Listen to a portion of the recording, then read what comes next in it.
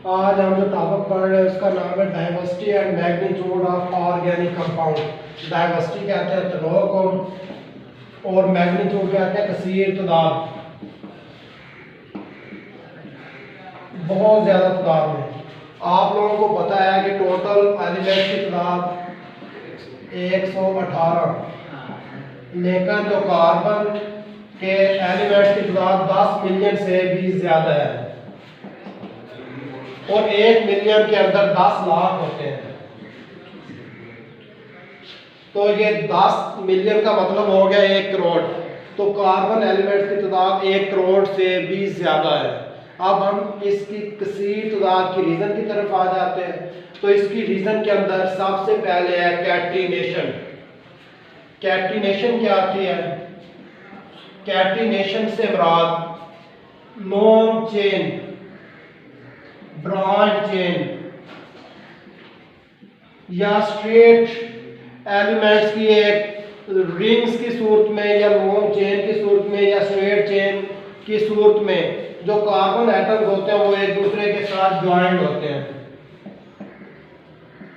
तो इसकी वजह से कार्बन एटम्स की तादाद बहुत ज़्यादा होती है। कैटिनेशन क्या आती है कि कार्बन एटम्स की रिंग्स बनाने की सलाहियत या लॉन्ग चेन या स्ट्रेट या ब्रॉड चेन बनाने की जो सलाहियत होती है वो क्या कहलाती है? कैटिनेशन कहलाती है। अब ये कैटिनेशन कार्बन एटम क्यों करता है? इसकी दो कंडीशंस है। इसकी कैटिनेशन की दो कंडीशंस है। एक कार्बन की वैलेंसी है। कार्बन की वैलेंसी कितनी होती है? 4 होती है। कार्बन एटम की वैलेंसी 4 होती है। तो मल्टीपल वैलेंसी की वजह से कार्बन एटम जो होता है वो long chain, broad chain, straight chain या फिर रिंग बना सकता है। तो ऐसे एलिमेंट जिनकी वैलेंसी 2 या 2 से ज़्यादा होगी वो कैटिनेशन का मुजाहरा करते हैं। ऐसे एलिमेंट जिनकी वैलेंसी 2 या 2 से ज़्यादा होती है उनके अंदर कैटिनेशन की सलाहियत पाई जाती है।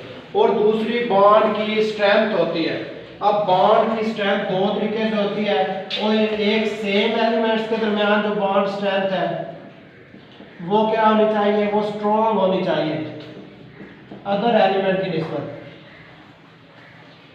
अब जैसे कार्बन और कार्बन एटम के दरमियान जो बॉन्ड स्ट्रेंथ है वो कितनी है? 355 किलो जूल पर मोल।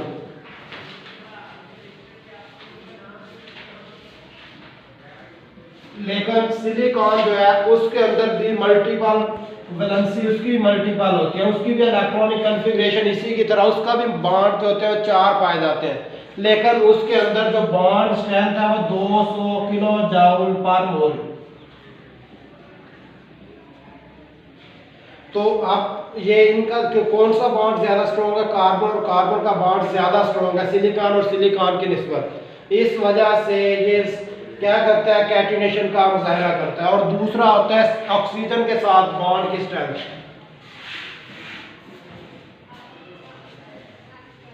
ऑक्सीजन एलिमेंट के जो साथ बॉन्ड की स्ट्रेंथ है, जिसकी ऑक्सीजन एलिमेंट के साथ बॉन्ड की स्ट्रेंथ स्ट्रॉन्ग होती है वो कैटिनेशन का मुजाहरा कम करता है। जैसे सिलिकॉन और ऑक्सीजन के दरमियान बॉन्ड स्ट्रेंथ 452 किलो जूल पर मोल, जबकि कार्बन और ऑक्सीजन के दरमियान 351 किलो जूल पर मोल। ये इसकी रीजन आ गई।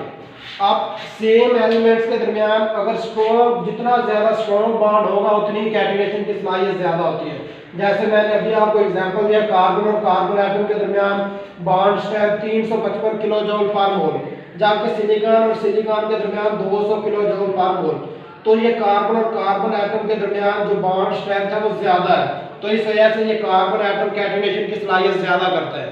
जबकि और दूसरा जो ऑक्सीजन के साथ बॉन्ड स्ट्रेंथ है, जिसकी ऑक्सीजन जिस एलिमेंट की ऑक्सीजन के साथ बॉन्ड स्ट्रेंथ ज्यादा होती है वो उतना ही कम कैटिनेशन का मुजाहरा करता है। जैसे सिलिकॉन ऑक्सीजन के साथ इसकी बॉन्ड स्ट्रेंथ 452 किलो जूल पर मोल और जबकि कार्बन और ऑक्सीजन की बॉन्ड स्ट्रेंथ 351 किलो जूल पर मोल है। तो इस वजह से यहाँ पे सिलिकॉन और ऑक्सीजन के दरमियान जो बॉन्ड स्ट्रेंथ है वो ज्यादा है, तो इसके अंदर कैटिनेशन का मुजाहरा कम है। जबकि कार्बन और ऑक्सीजन के दरमियान बॉन्ड स्ट्रेंथ वो क्या है? कम है, तो इसके अंदर क्या होता है? कैटिनेशन का मुजाहरा ज्यादा करता है। अब दूसरे नंबर पे हम आ जाते हैं आइसोमरिज्म की तरफ।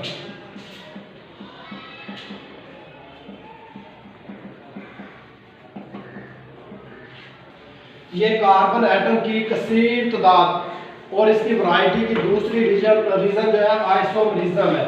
आइसोमर से मुराद, अब आइसोमर से मुराद ऐसे एलिमेंट्स का ग्रुप होता है। आइसोमरिज्म से दरमियान मुराद मॉलिक्यूल्स का ऐसा ग्रुप होता है जिसका मॉलिक्यूलर फार्मूला क्या आता है, सेम। मॉलिक्यूलर फार्मूला सेम होता है, जबकि इसका जो स्ट्रक्चरल फार्मूला होता है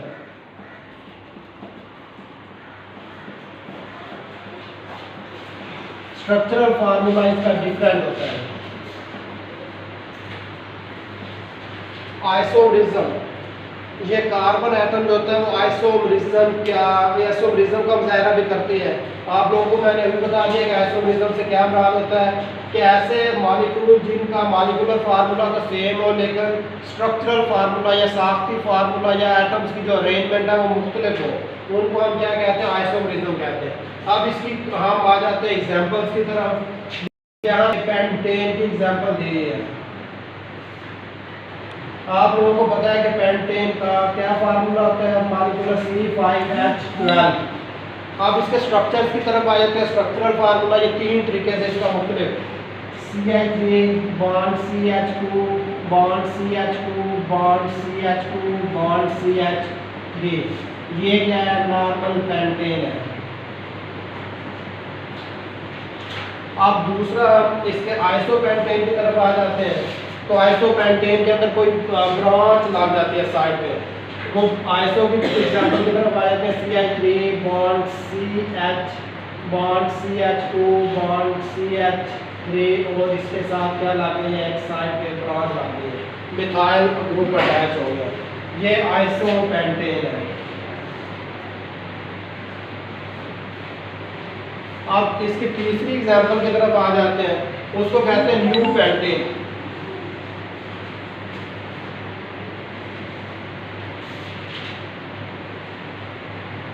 कार्बन के चारों तरफ पे एक मिथाइल वो अटैच हो जाता है, तो इसको क्या कहते हैं, नॉर्मल आइसो और न्यू पेंटेन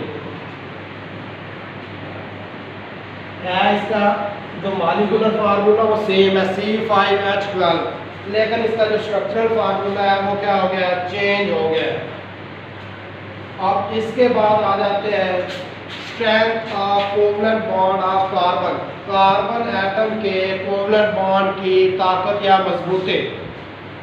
कार्बन एटम जो होता है वो क्या होता है, साइज में स्मॉल इन साइज।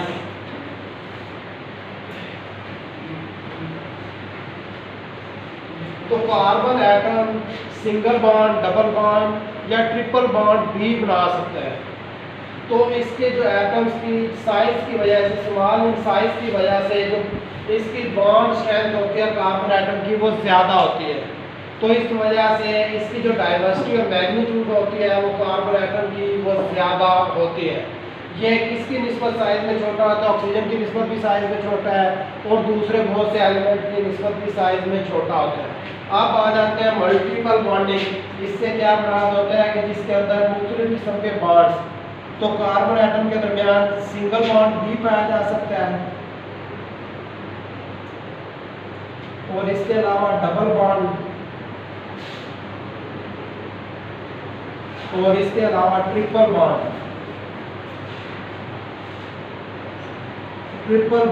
भी पाया जा सकता है। तो ये मल्टीपल बॉन्डिंग, इसकी वैलेंसी ज़्यादा होने की वजह से सिंगल दूसरे एलिमेंट्स के साथ सिंगल बॉन्ड भी बना सकता है, डबल बॉन्ड भी बना सकता है, ट्रिपल बॉन्ड भी, हाइड्रोजन के साथ, ऑक्सीजन के साथ, नाइट्रोजन के साथ या किसी भी एलिमेंट के साथ। तो इस वजह से भी इसकी जो डाइवर्सिटी और मैग्नीट्यूड है ऑर्गेनिक कंपाउंड की वो ज़्यादा होती है। अब हम इसकी एग्जांपल की तरफ आ जाते हैं मल्टीपल बॉन्डिंग की। ये CH2 और CH3 बॉन्ड CH3, आप लोगों को पता है कि ये किसका है, तो आप लोग को मॉलिक्यूलर फार्मूला ये इथेन का है। अब इसके बाद अगर इसमें डबल बॉन्ड आ जाएगा CH2 डबल बॉन्ड CH2, ये आ जाएगा इथीन। इसके बाद CH ट्रिपल बॉन्ड CH, ये इथाइन। अब इसी ये सेम है, सेम मॉलिक्यूल का फार्मूला है, लेकिन इनके दरमियान इसी में सिंगल बॉन्ड, डबल बॉन्ड भी और ट्रिपल बॉन्ड भी। तो मल्टीपल बॉन्डिंग की वजह से भी कार्बन एटम की जो डाइवर्सिटी और मैग्नीट्यूड की तादाद है वो बहुत ज़्यादा हद तक बढ़ जाती है। कल इंशाल्लाह नेक्स्ट